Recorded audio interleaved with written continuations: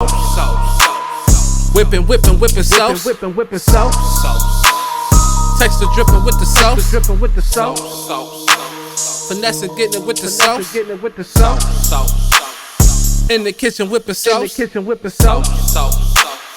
Whipping sauce. Whipping sauce. My texture dripping with the sauce. Dripping with the sauce. Flexing on them with the sauce.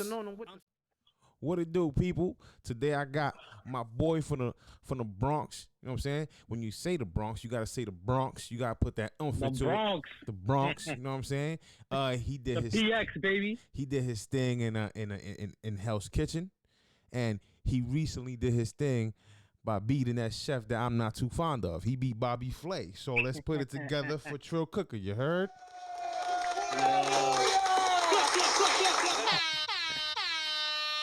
What's good, my brother? Talk to me, man. What's going on good, with you, bro? man?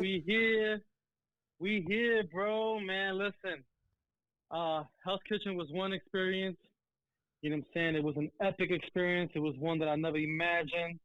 But beating Bobby Flay was also fucking epic, not only for me, but for my family to see, for my kids. You know what I'm saying? But also for the chefs that have been rocking with me, the chefs that were there on set to show me support and love. Facts. But most importantly for the youth, bro, to show them that, you know what I'm saying, anything is fucking possible, and we here. All we got to do is work hard, focus on what we do, and stay super ambitious and never give up on ourselves. Word. Now, let me tell you something, bro. If I would have beat that dude, I would have told him to Put some respect on my name. Cause I don't like that dude, bro. I'm gonna be real with you. This is true story. You know what I'm saying? So true story is that I've been a backup chef on the show. So basically, a backup chef means, you know what I'm saying, you are one of the chefs who sits on set just in case, you know, one of the other chefs, let's say, flight doesn't make it in or they cut themselves on set, then they have to reset and shoot a new set. So for 3 years, I was that backup chef that had to come up with almost a dozen or more recipes so that on any given day, that dish that we film on that day will be my signature recipe. You know what I'm saying? Copy. Or my signature dish on the show. So for me, it's been a long time coming. But what's crazy is I actually did an event with Chef Kelvin, and it was a Bobby Flay event in Kentucky that was called Taste of the World. And then about a year and a half ago, when I was working at Italy, he sat on the counter, and I was like, yo, listen, I sent him some free food, you know what I'm saying? I sent him like a dish just to make sure it was him. And then I was like, yo, you Bobby Flay, right? And he was like, yeah. I was like, oh, it's funny. I've been a backup chef on your show for 2 years, you know what I'm saying? But I never made it on yet. And he was like, let me get your number and your name. I'm going to try to get you on. So when I finally was able to step on that set and pass that first round, he was looking at me and he was like, hey, how you doing today? And I'm like, you don't remember me, do you? And he was like, nah. I'm like, I'm your backup chef that you met a few years ago at Italy. And he was like, holy fuck, you finally made it on. Mm-hmm. Hold up. He was like, you finally made it on. So that scene where you see where he's like, what do you want to do? And I was like, you can go home if you want right now because I'm going to take this. It was right after I told him like, oh, you forgot about me. Now I'm finally here and you're going to see what I'm here to bring to the table. Facts. So that moment was epic, bro, because it just brings it all full circle, you know? Word up, man. Listen, man, I'm happy you beat him, bro. I'm happy you held it down for the Bronx because the Bronx is like a second home to me, man. You know what I'm saying? So of course. I'm happy that you held it down. But you know, let's start with some basic knowledge for the people out here. How did you get into culinary? What made you want to be a chef? You know, to be 100% with you, bro, like a lot of people who are in this industry is because they either their family, their pops, their moms, they've been in the industry or they own restaurants. And then a lot of people is like, you know, they've been cooking with their grandmom and mom for years, so they grew a passion for cooking. For me, it was opposite, you know what I'm saying? Like when my mom was cooking, she was a phenomenal chef, or cook at home, let's say, you know, not a chef, but a home cook. You know what I'm saying? My mom would cook out of cookbooks all the time. So I was always inspired by my mom in the sense of like, damn, what's my mom going to cook tonight? And then I always wanted to taste it. I just wanted to eat the food. I never was interested in cooking with her. I never cared for it. But then, you know, years passed, my high school years, I wasn't the best student. My grades were really low. You know, I barely graduated from high school. Colleges, the ones that I really wanted to go to, every single college denied my presence. So at that same moment in time, my father, my mom, my sister, they were relocated to North Carolina when I graduated. So I had to do something. So I decided to make my parents happy. I'll go to culinary school so that at least I'll have a job. You know what I'm saying? Whether it's washing dishes or line cooking or whatever it is. You know, the restaurant industry is huge back then. It is huge still now. And for me, it was one of those thought process where I was like, you know what? At the end of the day, people need to eat. So I'm gonna do something where at least I have job security because it's on demand 24 hours a day. And I started cooking. I went to culinary school. I went to the Art Institute of New York City. I graduated with my associates not only in culinary arts but restaurant management because I Okay. figured Okay. eventually one day I might want to own a business, bro. You know? Absolutely, man. I mean, you know, I'm a little scared to like open up a restaurant or something like that because I feel like I'm not ready for it. But you know, I feel like there's people like you that could tune into that. Yeah, I'll tell you one thing. You know, I've always dreamed of a restaurant, right? Like that's the dream, right? Let's be real. Like we always want the you know we want to build the restaurant. We want to live that dream of owning it, running it. You know, developing and creating dope menus and building a great staff that helps you continue to be successful, right? That's part of the vision, and that's always been a part of the vision.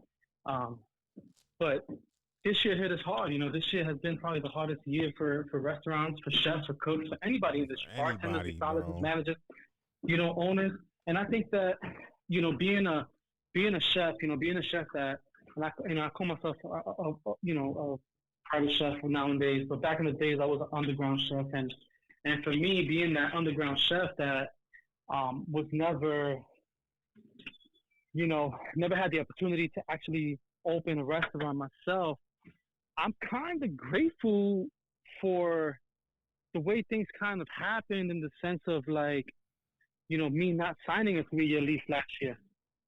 You know what I'm saying? Me Yeah, not me yeah, not yeah, go, jumping into something that that right now I kind of would have been, you know, to be real, I would have been fucked, bro. you would Like have I been would have been asked in a out. You position would that have would have been been really asked bad, the you know. fuck out. Yeah, yeah, yeah, yeah. And I'm glad that I have people in my life like my wife, you know what I'm saying, who has always helped me make the best decisions for me and my business, you know. And she was the one who kind of derailed me from like wanting to open something in the Bronx, and not because she don't want me to open something in the Bronx, but just because she was like, yo, listen, like, right, you know, like, are you ready to like, number one, pay rent and all the other utilities that you're gonna have to pay, and also, you know, do you think that, you know, you're gonna have a restaurant that's 7 days a week that you're charging people $150 a person, whether it's an exclusive dining experience or not? So, um, thankfully to her, it helped me kind of like reconsider my dreams and my visions.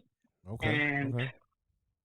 sometimes it happens like that, Mo. Sometimes you got somebody in your team or somebody in your side that's like, yo, listen, this may not be the right decision right now.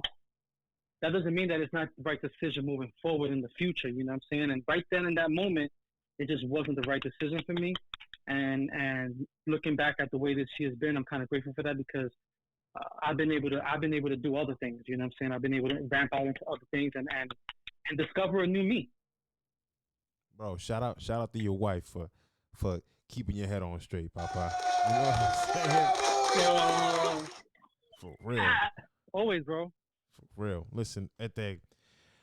So now you're in the culinary field, right?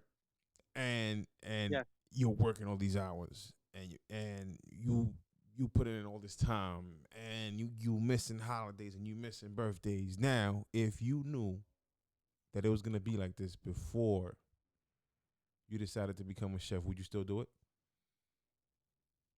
You know, when I came into the industry, I knew it was a demanding industry. I knew that I was going to miss holidays. I knew the things that I was getting myself into.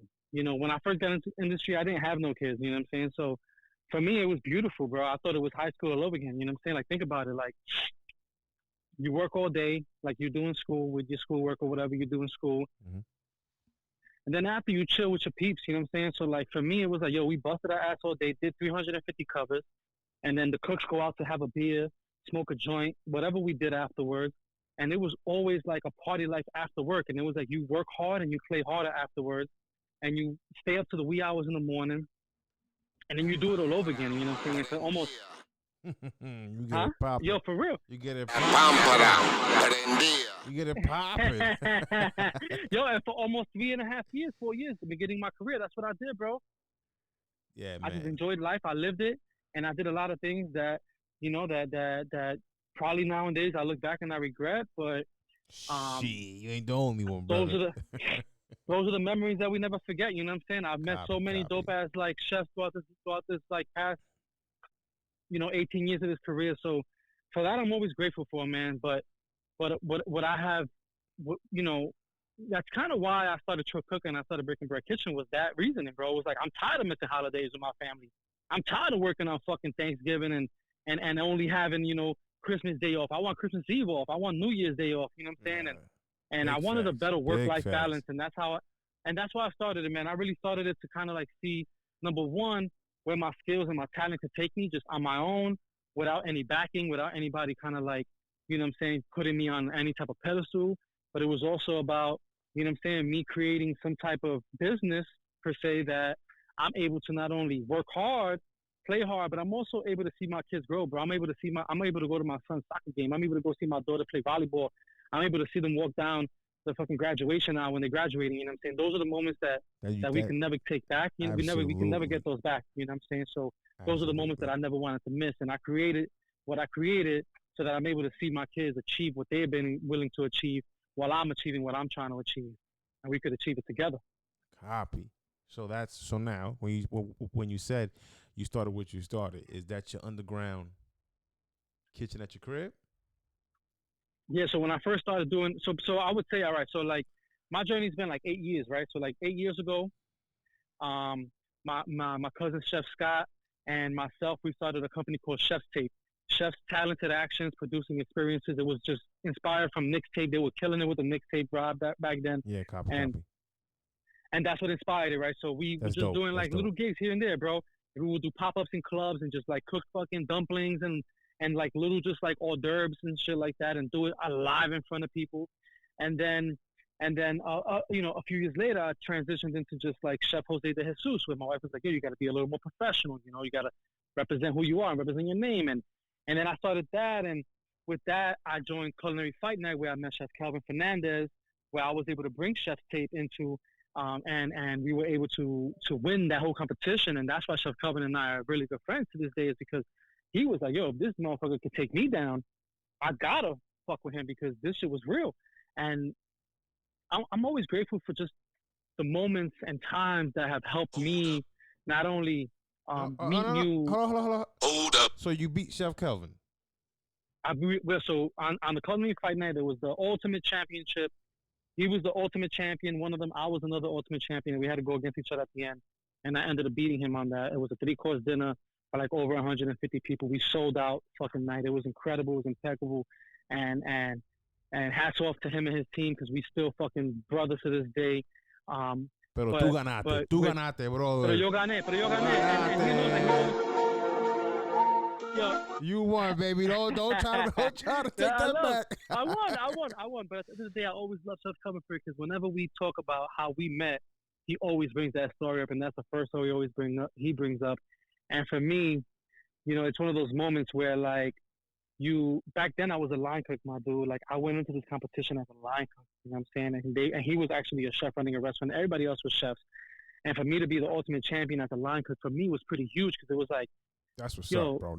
I fuck with one of my rappers, bro. One of my rappers I listen to right now is Lil TJ, and I fuck with Lil TJ because he's spitting those facts. Like he's one of those rappers or the hip hop artists where he's like, yo, listen, like ain't nobody believing me, but now look at me, you know what I'm saying? And when I look back 8 years ago, I look at it like that, like damn, my parents didn't not necessarily not believing me, but they didn't know I was going into cooking to do what I'm doing now, and my family thought it wasn't probably like a great idea to go into it, and times are always rough, like, and to be able to now be where I'm at and look back then, I'm like, damn, it's great, because you get to like not necessarily prove people wrong, but you get to show them that you can really do it, and you're gonna do it without them. And I think that that's what helped me get to where I'm at. So, through Chef Jose de Jesus, I started doing private dinners in people's homes. I needed to come up with an alias. My wife and I were trying to think of a pop-up dining series. We were going to call it the Trill Dining Series.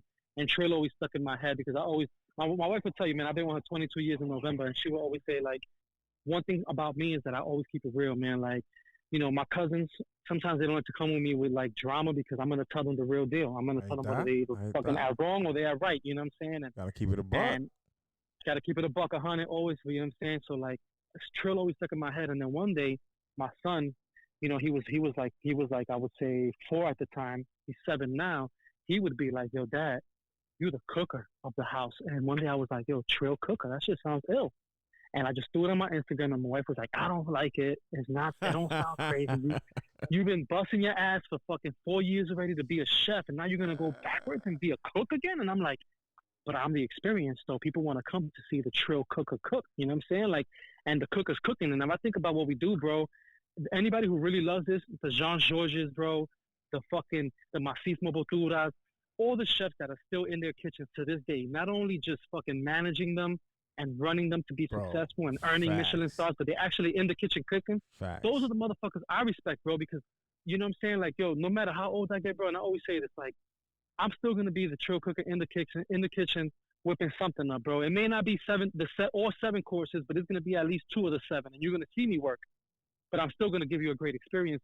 And to this day, that's what I've been able to do, brother, whether I'm doing it for my family, whether I'm doing it for my friends, whether I'm doing it for the amazing fucking people who come to my events, who come to my dinners, who come to my experiences. I'm just a kid from the Bronx. I'm super grateful for that because without them, my man, I ain't shit.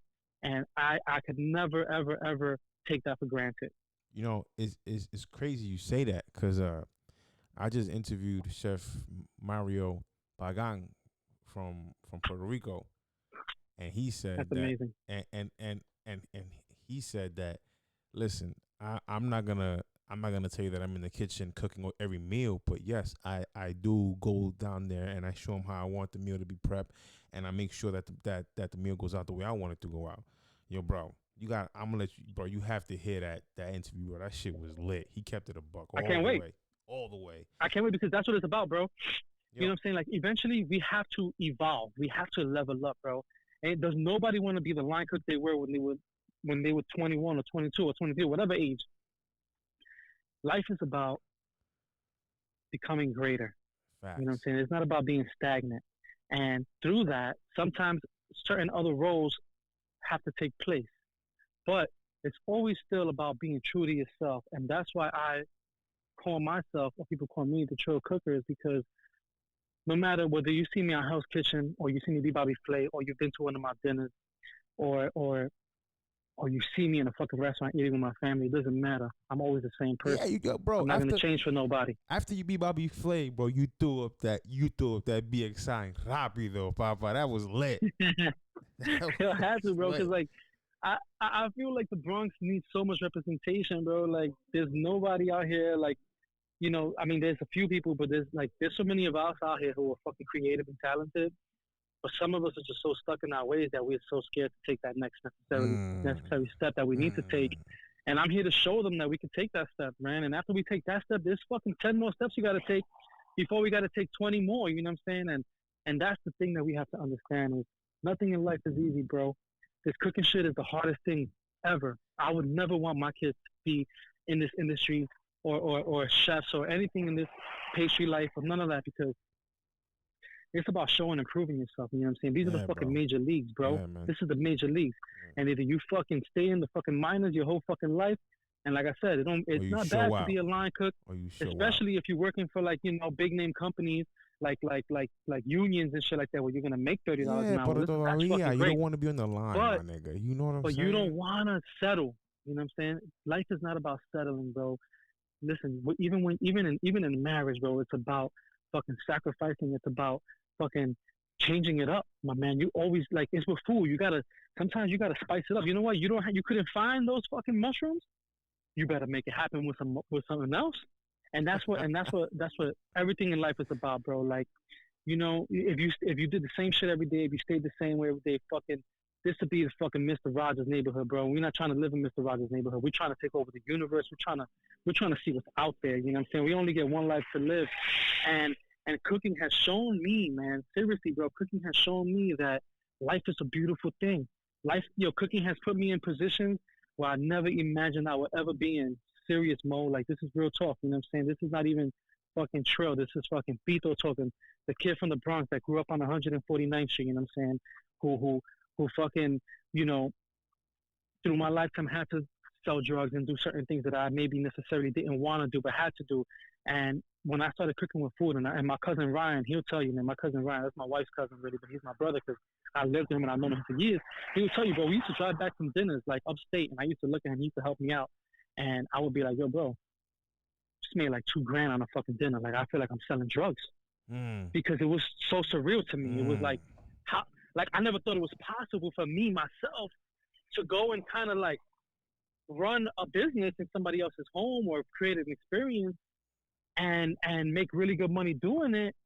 But guess what? I didn't just go there and give them, you know, the ordinary schmordinary, bro. I went in there and I fucking showed out, and I gave them an experience, and I gave them character and charisma, and I showed them love, and they became family at the end of the day. And I think that that's what, you know, that's what I'm super grateful for, is that food showed me how to be, you know, how to love life and how to appreciate the good times and the bad times, and I'm super grateful for that, bro. I couldn't even, like, I wouldn't want to be anything else in my lifetime. And don't get me wrong, like, I would love to be a movie star, superstar, whatever it is, but I'd rather be who I am today, because I know that I am who I am today because I did it, because I fucking made myself who I am today. And guess what? I'm still young, bro. There's still a lot more to see, and people are gonna see it. Damn, bro, you fucking motivated the fuck out of me this time, bro. It's real life, bro. Oh, damn, my nigga, facts, bro. Yo, oh yeah, man, me that. You know what I love the most, though, Mo? I love the DMs that I get sometimes, like, "Hey, chef, I just watched you on blah blah blah. You're the fucking man. You're the most amazing person. I know you're never gonna see this DM, but I just want to say it." And I answer back every fucking DM except the ones that are, you know, like super, like, "Yo, I want you to fucking, you know, like sponsor my fucking thing," and it's like a fake ass page. But yeah, no. anything that's real and people who really show love, bro, yo, come on, like, too much fake shit. But anybody who really show love to me, I always answer back. And at the end of the day, Mo, you've met me, bro. We've been right in front of each other. You know what I'm saying? Facts. Yo, listen. I'm a human just like anybody else, bro. And you're very humble, but I'm not gonna be humble This for is real you life. right now. I'm not gonna be humble for you right now. So we're gonna track back and say to all them haters, you know what I'm saying? All them haters that doubted you, whether it's friends or family, I got one thing to tell them, my brother. Tell them, please. Can I tell them? Yes, please. Congratulations, you played yourself. You played yourself. And for real, bro. And I love it. And I love it, though. You that makes me feel so, it gives me goosebumps, Mo, for real, chef, because if I would have listened to them, I would have played myself. Yeah. And that would have been way worse. Nah. I'd rather look back at my life and be like, damn. Like, I proved a lot of people wrong. Rather than look back at my life and be like, I wish I would have done something differently. You know what I'm saying? I'm trying to do something different every day that I wake up. Bro, but you are, though, because now I feel like I could talk about it because it's on your IG. You know what I'm saying? So yeah, you can talk about it a little bit. I can't talk much about it. I'm saying we can talk about a little bit. You know, you out here cooking for A-Rod and J-Lo, Papa.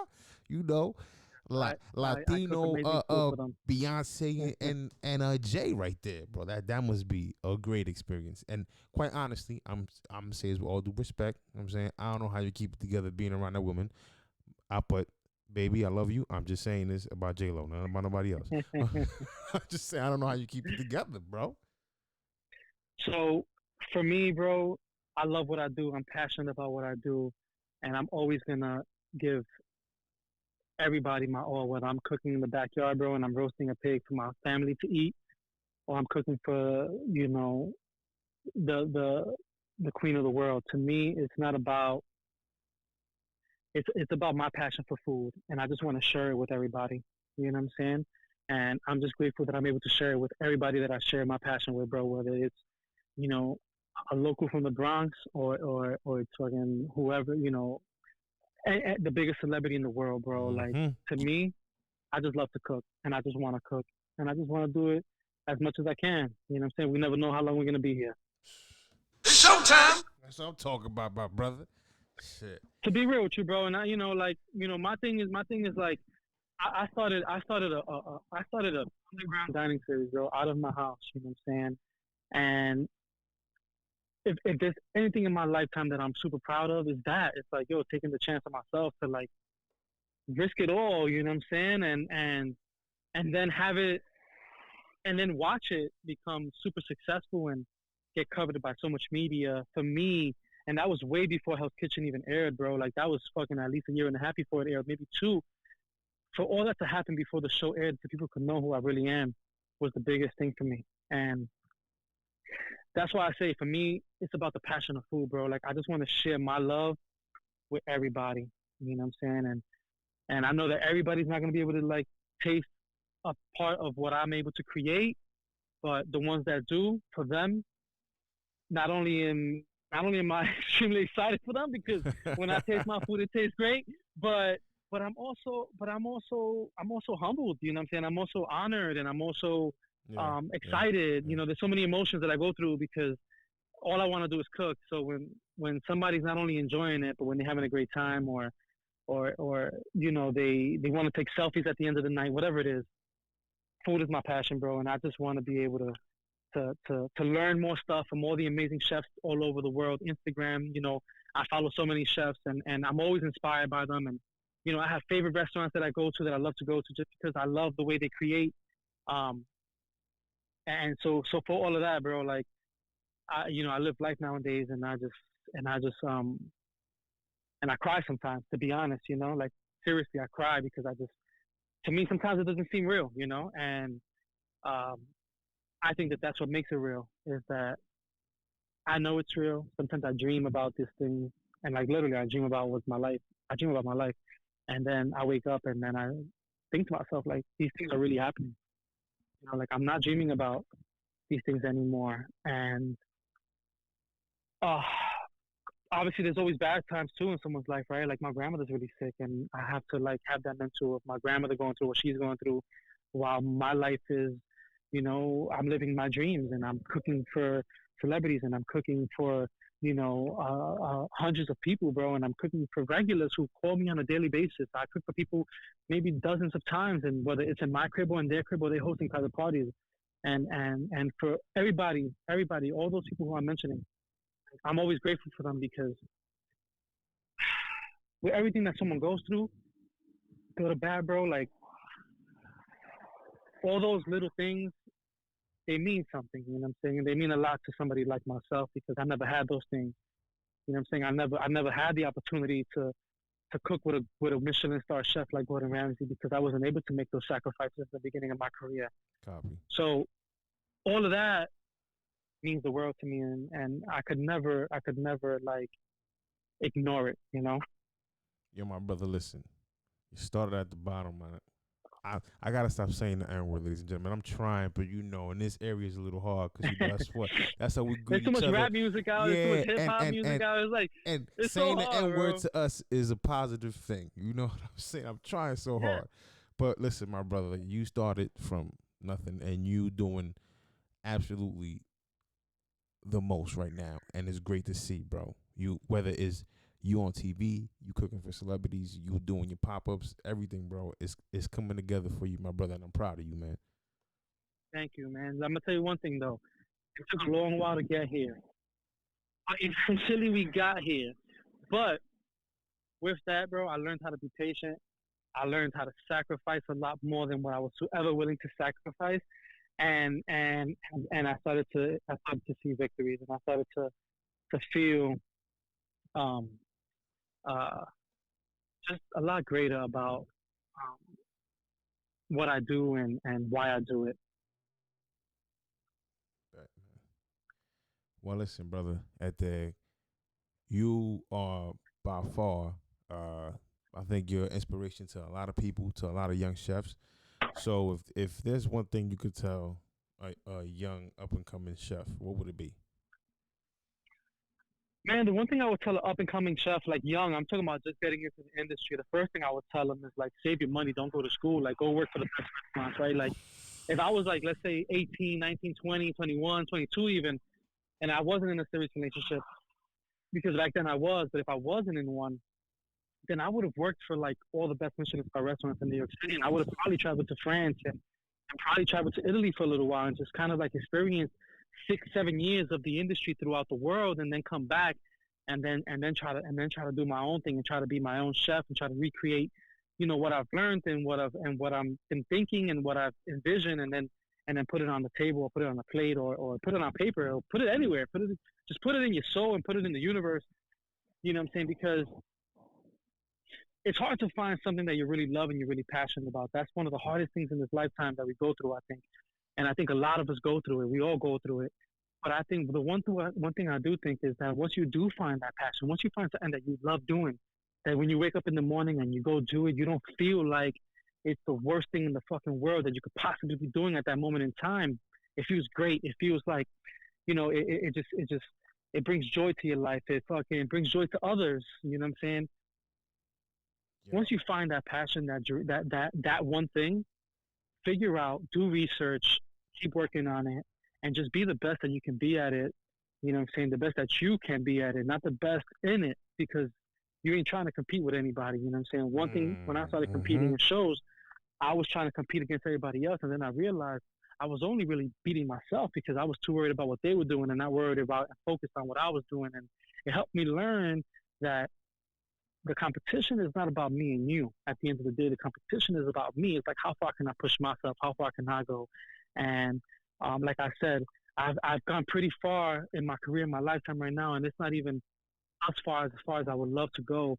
And when people ask me about restaurants, such as you, when you asked me earlier, yes, that is a dream of mine, and I wish I could have had a restaurant or two right now. Trust me, like the only thing, one of the things I've always wanted was a James Beard Award for having one of the best restaurants in the Bronx, fucking Michelin stars in the Bronx. That's what I work hard for. Those are like my long-term goals. Those are the goals that I aspire to bring to the Bronx one day, that I will bring to the Bronx one day, because I know it will happen. But before that, I just gotta continue to build to that, but also to live the dreams that I've always thought that I could never live, and thought that I could never even reach. You know what I'm saying? So, like I said earlier, COVID is terrible, and I'm so sad for everything that's happened throughout the time. Like, my wife works in the industry. I got friends that work in the industry. It's been devastating. You know what I'm saying? But for me, I'm taking a hit, bro. It's taking a hit, bro. It's bad. It's so bad. But for me, I just feel like it helped me. It helped show me that, I could do takeout out my backyard, bro. Like, I can do videos on IG. I could show people little recipes and drinks. Right there is the ultimate hustle, bro. That I could teach myself not only how to cook now, but I could teach myself how to film myself and edit, because I don't have a team. Like, I'm not hiring videographers. I'm filming everything myself. I'm saying this now for everybody out there. Listen, I can't afford for my video edit anymore, so I have to do everything myself. So if it look a little different, work with your boy. Yo, listen, that's what I'm talking about, though, Mo. That's what it's about. Like, you know what I'm saying? It's about, like I said earlier, self-made, bro.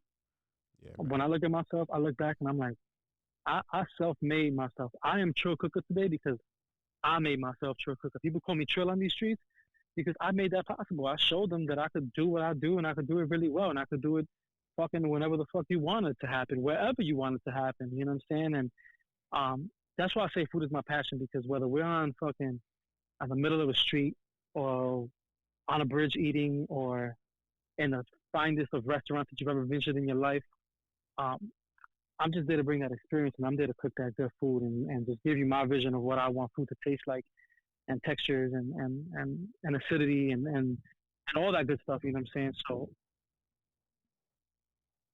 for me, it taught me just how to freaking, transform.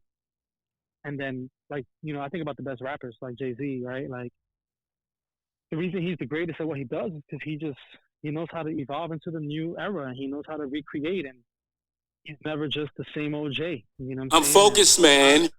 I'm focused, man, and I'm always the same Trill, but I'm never always the same Trill in the experience in the dinners. Like, I'm always just trying to evolve and be better. Like, like I said, I am inspired by a bunch of chefs. I'm inspired by many restaurants all over the world, and with that inspiration and with your own vision, you're able to, like, really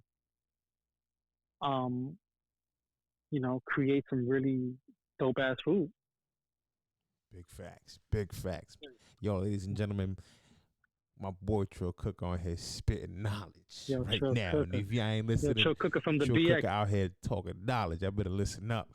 Yo, Yeah, this is knowledge, but it's also real life, bro. This is what I lived through. This is what I've Hey. seen. This is, I speak it because I've been through it and I can see it happening. I can see many people kind of like also going through some of the same things. You know what I'm saying? Like I said, not everybody, but some people, and the people who could relate, this knowledge or this information would be very useful for them. And for those that it doesn't touch them, that's okay too. You know what I'm saying? Somebody else is gonna touch them soon. copy. Bro, I appreciate you talking that talk right now. At the now, this is a question I asked you last time. You could sit down with 3 chefs, dead or alive. Who would they be? Talk, just talk. Allow them to Man, I know we kicking discussed it. this last time, and yeah, and I can't remember. I just remember one chef I said. I don't know if I want to say that one again, but I'm going to say it again. But I would say, one chef would have been, well, the first chef. I'll say the first chef though. I know I said Emeril Lagasse before, and that was because number one, my mother was a big fan of his when we were growing up, and how she used to always play his shows, and she used to love the band and all that shit. And yeah, I guess he was the first Salt Bae, right? Like, let's be real. And Yo, but you know what's then- funny? You know what's funny? Chef Mario Pagan said the same thing, bro. He said Emerald, bro. he said Emeril, but for the same reasons. Nah, he said he said that Emerald brought Louisiana's cooking to the map. You know, that whole he said that if it wasn't for Emerald, if you think about it, the industry wouldn't be the way it is TV wise if it wasn't for him, bro. No, I agree with him though. And that shit made sense. It makes total sense, but if you think about it, it's the truth though, right? Like, he created something that was never imagined though. Crazy. And then not only with creating it, he turned it into fucking stardom though, bro. In retrospect, bro, that man started a whole revolutionary culinary for him. I'm just keeping it a buck. Nah, you're absolutely right though. But the reason I would, like I said, and I said it last time, and I'm gonna stick with it though. But the reason I said that was because I remember Chef Calvin and I, we were in a hotel and shit, and we were watching one of his old school shows, and he did this parfait that was like the craziest thing we ever imagined the chef to even put together.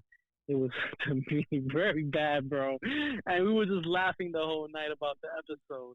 And I would just want to ask him, like, yo, everything else has been great for you, but what happened that one day on that show? Like, what the fuck was you thinking on that episode? Like, I want to smoke that weed, you know what I'm saying? Like, but obviously Anthony Bourdain would be another chef, you know what I'm saying? Like, he's one of the chefs who kind of like allows chefs like us to be who we are today. Like, you know what I'm saying? He broke all the boundaries, you know what I'm saying?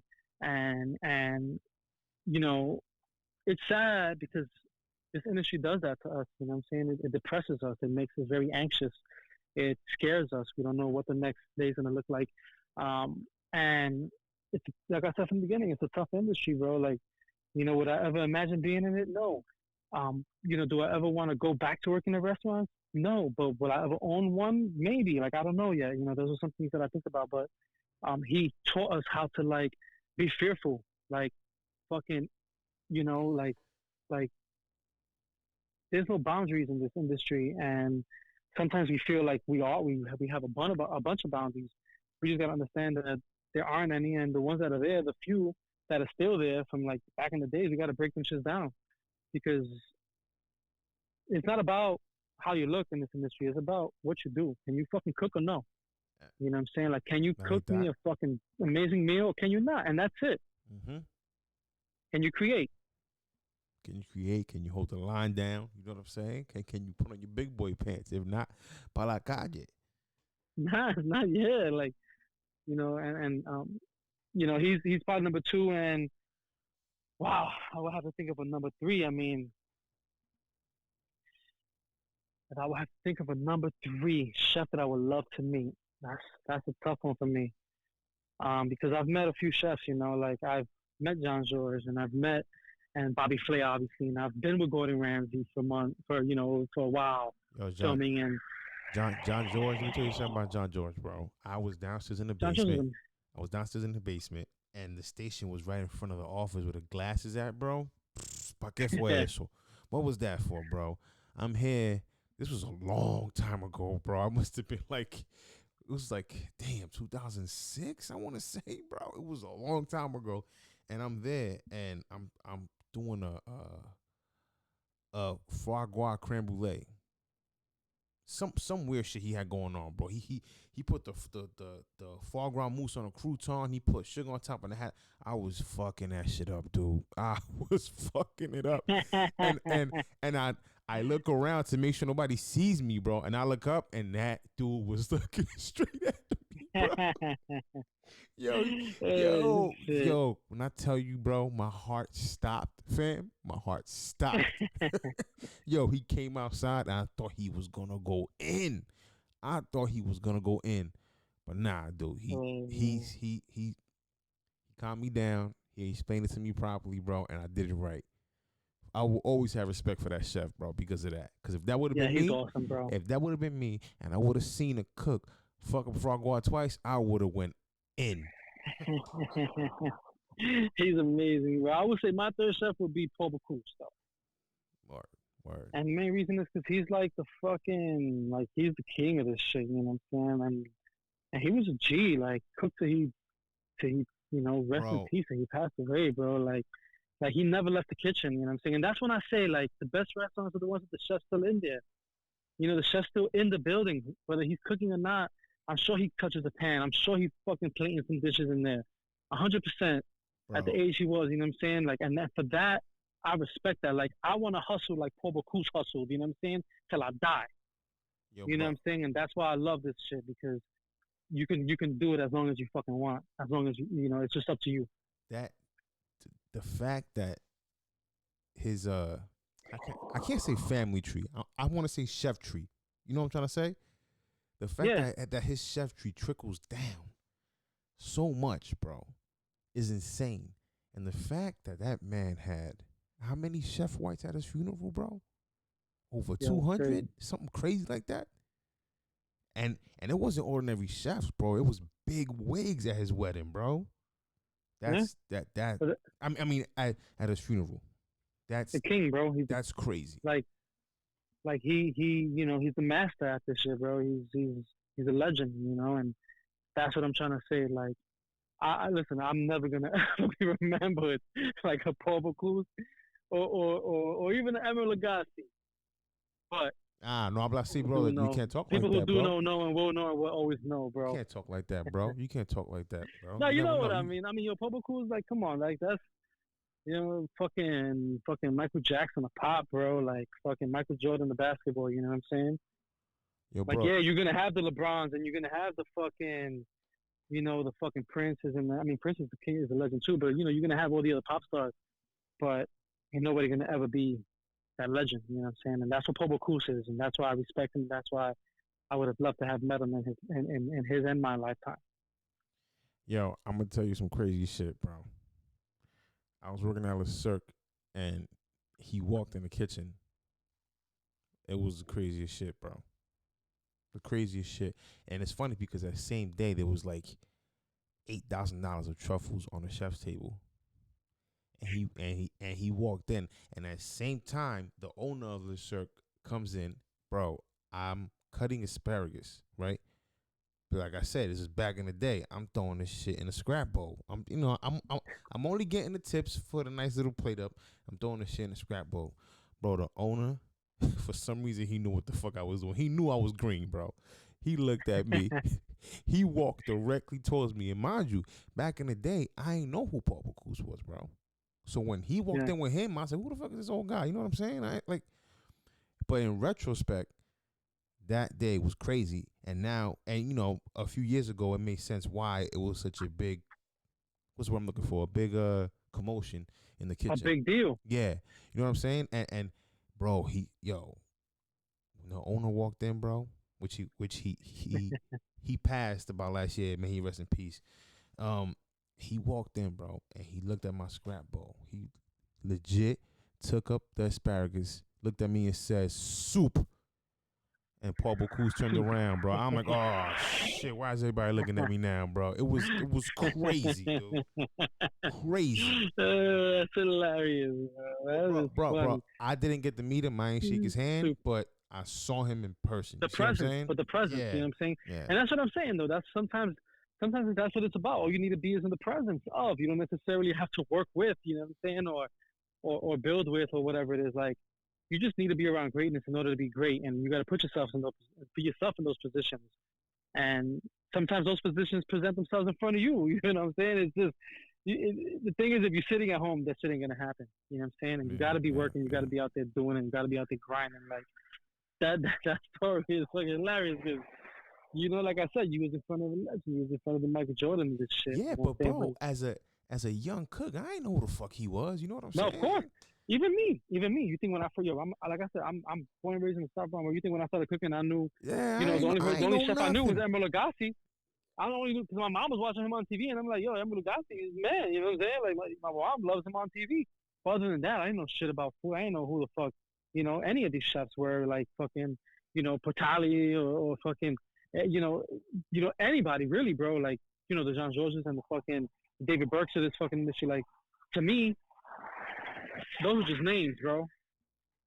And once you grow and you learn and you Realize, you know, what I'm saying, how they move and what they accomplish, bro. yeah, and you do your research, then you find out like, oh shit, like, you know, these are some great chefs, you know what I'm saying? And now it's like, how do you yourself do more research to be a better chef so you can eventually, you know, not necessarily be like one of them, be great yourself too, on your own level. Yeah, bro, listen. You know what I'm saying? I know I don't want to be like any of them. I just want to be myself, and I want to be great at what I do and how I do it. My brother, but you are though. You see what I'm saying? You're great at what you do. Now check it. I'm a type of dude that I don't front. You know what I'm saying? I don't do no fronting, as we say in the hood. You know, Fronting. I don't front. You know what I'm saying? And I told, and this is why I always give you guys credit. And I told your man's in an interview, the bond that y'all got together as a group, especially Spanish men. You know what I'm saying? It's rare because we put each other down a lot. We don't pick each other up. And the fact that y'all moving like that is crazy to me. And it's ill. You know one of my goals is in life, not necessarily just for myself, but for just people in general who pass my path. My goal in life is to see people succeed in life. It's like for Elio to give me that call that he's opening his first fucking modern fine dining restaurant in the Dominican Republic, you know what I'm saying? Or for Andy to call me and tell me he's just fucking finally made the cut for the fucking, you know, fucking Iron Chef or fucking, you know, whatever it is. Like that's the moments I live for, bro. The moments I live for is for the people who I've been able to touch to call me back and be like, yo, because of you, this is what I'm doing now. Whether it was through working with me or being inspired by me or whatever that one thing is, that to me is what I live for, man. That makes my day. You know what I'm saying? Because I know that at the end of the day, I'm going to be successful because I'm not going to ever stop my grind. But if I could motivate somebody else to get on their grind, that's what it's all about, man. It's like, how does it get any better than that? You know what I'm saying? And that's why I love and I appreciate, you know what I'm saying, motherfuckers like Elio and Andy and I love Chef Kelvin and Adam and, you know what I'm saying, Chef Scott, everybody, bro. Even PJ. I don't know if you ever tuned into my Chef and the Beer show. I know you have. Oh, but yo, bro. even PJ, bro, like. I spoke to him he was this just saying morning, that, man. I know. But even PJ, that's my cousin, bro. I grew up with him. I lived with him for many years. He's never thought about cooking, never been a chef. He just been hitting me up lately, like, yo, I want to cook some shit up in the crib. And to see him come up with the shit he's come up with and the stuff he's done. He a whole vibe. And he's not even a chef. And that's why and that's why on the show I always say, like, yo, bro, you're not even a chef. And I know chefs that don't even think like this. It drives me crazy because, like, we actually in the field, we have the time to try to create. Yeah. And then you got somebody at home who's chicken hitting and me waffles up. Yesterday, fam. Yo, it was insane. And you hitting me up like, yo, chef, I got an idea. What do you think? For me, that's what the fuck I live for, bro. Like, if me and him could land that shit on a fucking national televised show, that'd be lit. That would be the biggest day for me because I saw them chicken and waffles, and not even said, for me. Like, I wouldn't care about it. Damn, son, where'd you find this? That shit was right, fam. But for me, it's about that, though. So it's like, if we was able to land the show, it'd be like I told him the other day, like, yo, you ready to get on TV if this shit gets on TV? Because I feel like eventually it will, man. Like, why wouldn't it be? You know what I'm saying? And it's a super dope concept. It's like COVID. It's like so COVID ready. Like we fucking live in it through our own homes and creating shit and making it funny. And I don't know if you saw last night. The funniest part of this episode last night was when my whole fucking what you call them shit, extension cord fell out of my fucking my hiding spot. Oh, that's why he said. That's why he said you don't know what we go through when we got shit put up everywhere and we gotta bend a certain way and yeah, all right. You know what I'm saying? But that was a great moment in the show, and we didn't plan that. That just happened, and the way we adjusted to it, and the way he came back with comedic skits.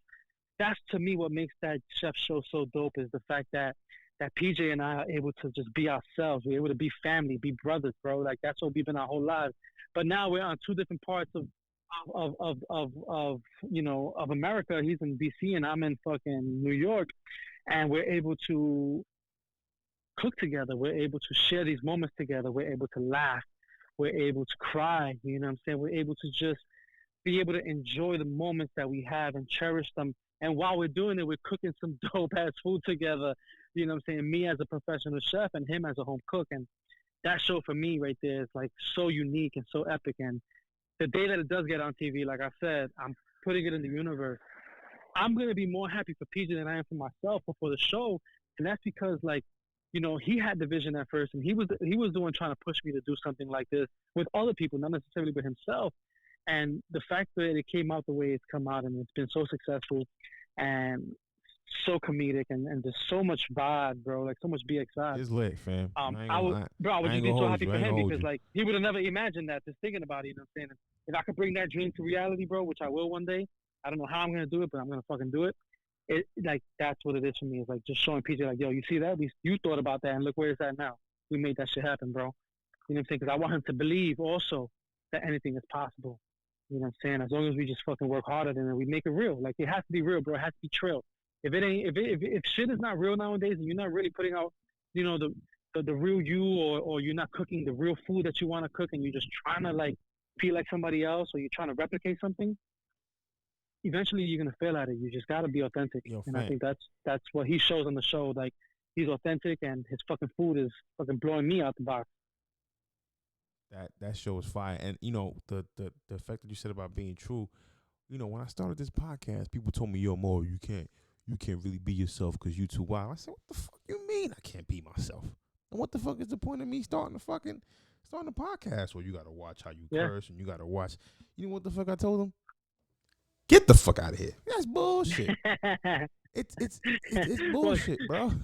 It is bullshit. It's funny you say that. You know, so when I do a dinner, when I do a chef's crib dinner, and I start introducing not only myself or the concept or my team or whoever's with me, or the vision or the journey, I always start off the dinner by saying, like, you know, welcome to the chef's crib, but most importantly, welcome to the fucking Bronx. Because whether we in Jersey, whether we in upstate, whether we in Cali, when I'm doing a dinner for you, we in the fucking Bronx. The because fucking the Bronx is in Bronx. the building. What You know the fuck what I'm saying? I'm talking about, bro? The Bronx is in the building. Talk about. So, okay.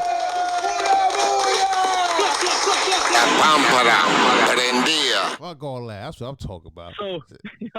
So like, I've done dinners where there's been with the kids. So like recently I did a dinner, backyard dinner. Shit was fly as hell, you know. And the dinner was in the backyard, and they had a little kid there. So right before I did my spiel, I went to the host or the hostess, and I was like, hey, listen, you know how I usually start these dinners. Just, you know, little girls here, like, for the thing. And she's like, you know what, just do it how you do it. And I'm always respectful, bro, like, because at the end of the day, you know what I'm saying, I want people to be happy with me and what I bring to the table. And because it's they're paying a lot, and they're paying good money for something that's worth a lot, you know what I'm saying? And it's not just food, it's the memory that they're gonna have of that experience. It's gonna be the inspiration that they get from the dinner also.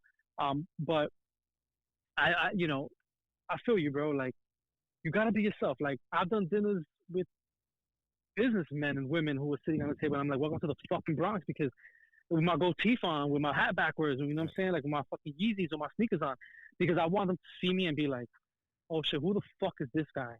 And why the fuck is he doing this like this, right, at first? And then once they eat my second course, third course, now they're like, oh, Can we get a selfie with this motherfucker? Ahí Like, está. yo, what? Also, did he beat Bobby Flay? Is that the truth? You know what I'm saying? Right? I love to give him that first impression, like Yeah, like Like, who the fuck yo. is this guy, right? like who the fuck is this guy? And then once they start seeing me and they start hearing me and they start tasting the food, they're like, oh nah, I like this motherfucker. Like he's real as fuck. You know what I'm saying? And his food is good as fuck too. So best of fucking both worlds right here. And for me, that's what does it, bro. Like I fucking get a high off of that shit every time. Yo, bro, listen. Honestly, you know what I'm saying? Next time I'm in the Bronx, bro, I need to link up with you. I know I keep saying this shit. No, for real though, yo, I'm always here, bro. Like unless I'm obviously traveling or working on other events or for private clients, yes. But I'm always here, bro. I'm in the Bronx every fucking day.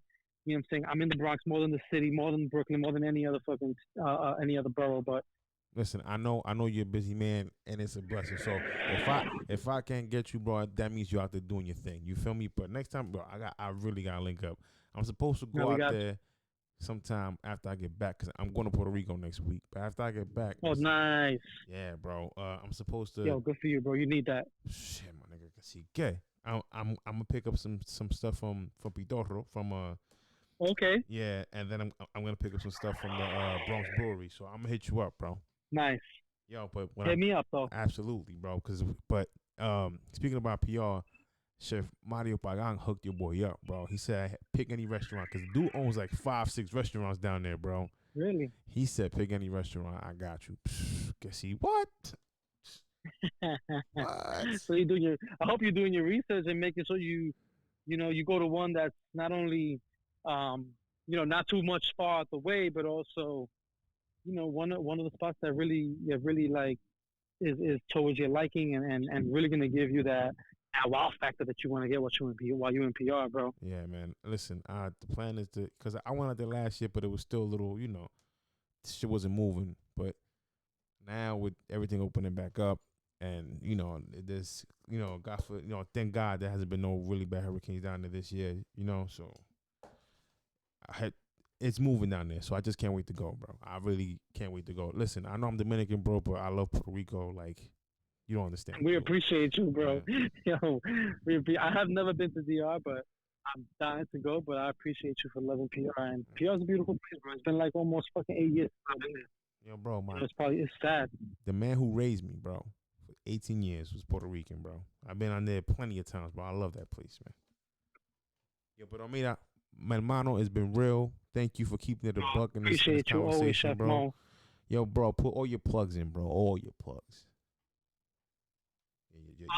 So, I mean, one of my main plugs is Instagram. You know what we're saying? Like, at Trill.cooker. You can follow at the Chef's Crib, which is my underground concept that I host. You can check out my YouTube. You know what I'm saying? Trill Cooker. You could sign up to my email list by going to trillcooker.com and signing up and then getting, you know what I'm saying, up-to-date information on when the Chef's Crib is going to start coming back or other experiences. But you're going to start hosting, like the Chef and the Beard. We're going to start having subscribers subscribe so they can get the recipes so they can cook along with us. That's one of the things we're planning on season 3. Fire. We're also planning on selling tickets, you know what I'm saying, at a reasonable price so that we can get like 10 heads in the crib while we're doing the live, and then they can get to eat the food right after we're done with the live. So it's like not only they're a part of it and a part of the vision, but they actually did experience what we create and taste it and eat it and enjoy it. So there's a few ideas that we're coming up with. So, you know what I'm saying, we don't have a Chef in the Beard Instagram, but follow at PJ, follow the Bearded King. You know what I'm saying? That's his fashion line. Like, that's what he's built his heart in.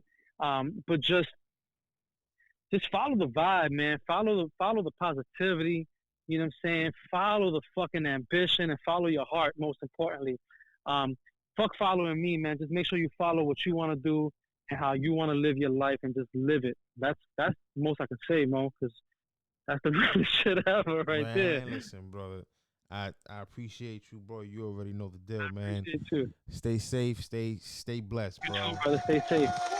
Man, blessings on blessings, baby. Yo, BX, we in the building. Welcome to the fucking Bronx. We in here.